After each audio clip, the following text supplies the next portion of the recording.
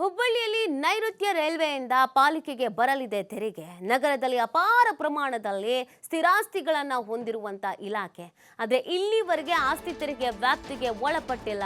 ಮೊದಲ ಬಾರಿಗೆ ರೈಲ್ವೆಯಿಂದ ಆಸ್ತಿ ತೆರಿಗೆ ಸಂಗ್ರಹಕ್ಕೆ ಮುಂದಾದ ಪಾಲಿಕೆ. SWRನಿಂದ ದೊಡ್ಡ ಪ್ರಮಾಣದಲ್ಲಿ ಆಸ್ತಿ ತೆರಿಗೆಗೆ ಪ್ಲಾನ್ ಮಾಡಿಕೊಳ್ಳಲಾಗಿದೆ. ರೈಲ್ವೆ ಸ್ಥಿರಾಸ್ತಿಯನ್ನ ಪಾಲಿಕೆಯೊಂದಿಗೆ ಹಂಚಿಕೊಳ್ಳೋದಕ್ಕೆ SWR ಒಪ್ಪಿಗೆಯನ್ನು ಕೊಟ್ಟಿದೆ. ಇದರಿಂದ ಪಾಲಿಕೆಯ ಆದಾಯದ ಮಟ್ಟ ಹೆಚ್ಚುವಂತ ಸಾಧ್ಯತೆ ಇದೆ ಅನ್ನೋದನ್ನ ಹೇಳಲಾಗ್ತಾ ಇದೆ. ಹುಬ್ಬಳ್ಳಿಯಲ್ಲಿ ನೈಋತ್ಯ ರೈಲ್ವೆಯಿಂದ ಪಾಲಿಕೆಗೆ ಬರಲಿದೆ ತೆರಿಗೆ. ನಗರದಲ್ಲಿ ಅಪಾರ ಪ್ರಮಾಣದಲ್ಲಿ ಸ್ಥಿರಾಸ್ತಿಗಳನ್ನು ಹೊಂದಿರುವಂತ ಇಲಾಖೆ. ಆದರೆ ಇಲ್ಲಿವರೆಗೆ ಆಸ್ತಿ ತೆರಿಗೆ ವ್ಯಾಪ್ತಿಗೆ ಒಳಪಟ್ಟಿಲ್ಲ. ಮೊದಲ ಬಾರಿಗೆ ರೈಲ್ವೆಯಿಂದ ಆಸ್ತಿ ತೆರಿಗೆ ಸಂಗ್ರಹಕ್ಕೆ ಇದೀಗ ಮುಂದಾಗ್ತಾ ಇದೆ ಪಾಲಿಕೆ. SWRನಿಂದ ದೊಡ್ಡ ಪ್ರಮಾಣದಲ್ಲಿ ಆಸ್ತಿ ತೆರಿಗೆಗೆ ಪ್ಲಾನ್ ಒಂದನ್ನು ಮಾಡಿಕೊಳ್ಳಲಾಗಿದೆ. ರೈಲ್ವೆ ಸ್ಥಿರಾಸ್ತಿಯನ್ನ ಪಾಲಿಕೆಯೊಂದಿಗೆ ಹಂಚಿಕೊಳ್ಳೋದಕ್ಕೆ SWR ಒಪ್ಪಿಗೆಯನ್ನು ಕೊಟ್ಟಿದೆ. ಇದರಿಂದ ಪಾಲಿಕೆಯ ಆದಾಯದ ಮಟ್ಟ ಹೆಚ್ಚುವಂತ ಸಾಧ್ಯತೆ ಕೂಡ ಇದೆ. ಈ ಥರದೊಂದು ಪ್ಲಾನ್ಗೆ ತಯಾರಿಯನ್ನು ಮಾಡಿಕೊಳ್ಳಲಾಗಿದೆ. ಎಲ್ಲವೂ ಕೂಡ ಈ ಆದಾಯ ಮಟ್ಟ ಹೆಚ್ಚುವಂತ ನಿಟ್ಟಿನಲ್ಲಿ ಈ ಥರದೊಂದು ಪ್ಲಾನ್ನ ಮಾಡ್ಕೊಂಡಿರುವಂಥದ್ದು. ರೈಲ್ವೆ ಇಂದ ಆಸ್ತಿ ತೆರಿಗೆ ಸಂಗ್ರಹಕ್ಕೆ ಪಾಲಿಕೆ ಇದೀಗ ಮುಂದಾಗಿರುವಂಥದ್ದು. SWRನಿಂದ ದೊಡ್ಡ ಪ್ರಮಾಣದಲ್ಲಿ ಆಸ್ತಿ ತೆರಿಗೆಗೆ ಪ್ಲಾನನ್ನು ಹಾಕಿಕೊಳ್ಳಲಾಗಿದೆ. ಎಷ್ಟರ ಮಟ್ಟಿಗೆ ವರ್ಕೌಟ್ ಆಗುತ್ತೆ, ಏನು ಗೆತ್ತ ಅನ್ನೋದನ್ನು ನೋಡಬೇಕಾಗತ್ತೆ.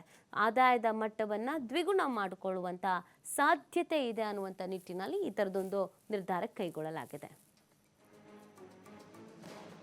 ಡಿಪಾರ್ಟ್ಮೆಂಟಿಗೆ ಸಂಬಂಧಪಟ್ಟಂತೆ ಆಸ್ತಿ ತೆರಿಗೆ ನಮ್ಮಲ್ಲಿ ಯಾವುದೂ ರೀತಿಯಾದಂಥ ಎಂಟ್ರಿ ಇಲ್ಲ. ಹಾಗಾಗಿ ನಾವೇನು ಮಾಡಿದ್ವಿ, ಸುಮಾರು ಒಂದು 3-4 ವರ್ಷಗಳ ಹಿಂದಿಂದನೂ ಸಹ ಇದರ ಬಗ್ಗೆ ಸತತವಾದಂತಹ ಪ್ರಯತ್ನ ನಡೀತಾನೆ ಇದೆ. ಈಗ ನಮ್ಮ ಕಡೆಯಿಂದ ನಾವೊಂದು ಅವರಿಗೊಂದು ನೋಟಿಸನ್ನು ಇಶ್ಯೂವನ್ನು ಮಾಡಿದ್ದೀವಿ. ಆ ನೋಟಿಸ್ ಬೇಸಿಸ್ ಮೇಲೆ ಈಗೇನು ಮಾಡಿದ್ದಾರೆ ಅವರು, ಹುಬ್ಬಳ್ಳಿ ಧಾರವಾಡ ಮಹಾನಗರ ಪಾಲಿಕೆಯ ವ್ಯಾಪ್ತಿಯಲ್ಲಿ ಬರ್ತಕ್ಕಂತಹ ಎಲ್ಲ ರೈಲ್ವೆ ಆಸ್ತಿಗಳನ್ನು ಎಂಟ್ರಿ PID ಜನರೇಟ್ ಮಾಡಿ ಟ್ಯಾಕ್ಸ್ಗೆ ಜನರೇಟ್ ಮಾಡೋ ಒಂದು ಉದ್ದೇಶದಿಂದ ಅವರೊಂದು ಇಂಟರ್ನಲ್ ಆರ್ಡರ್ನು ಸಹ ಮಾಡಿಕೊಟ್ಟಿದ್ದಾರೆ ನಮಗೀಗ.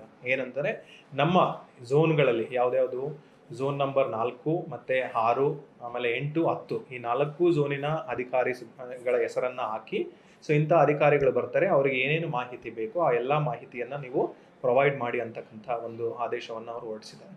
ಈಗ ಆಸ್ತಿ ತೆರಿಗೆ ಸಂಬಂಧಪಟ್ಟಂತೆ ನಮ್ಮ ರೈಲ್ವೆ ಡಿಪಾರ್ಟ್ಮೆಂಟಿಗೆ ನಮ್ಮಲ್ಲಿ ಯಾವುದೇ ರೀತಿಯಾದಂಥ ಆಸ್ತಿಗಳನ್ನು ತೆರಿಗೆಯನ್ನು ನಾವು ವಸೂಲಿ ಮಾಡ್ತಾ ಇಲ್ಲ.